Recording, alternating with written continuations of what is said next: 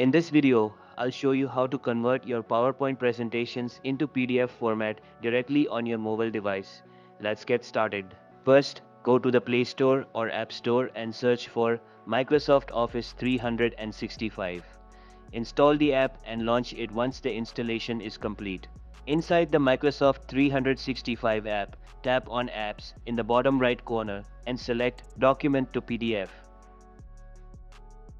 Locate your PowerPoint file, select it, and the app will start converting it into a PDF.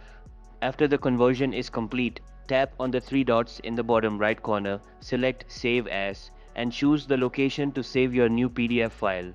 Once saved, open the file to confirm that your PowerPoint slides have been successfully converted into a PDF format. If you found this video helpful, give it a like. For more tech videos like this, subscribe. Catch you later.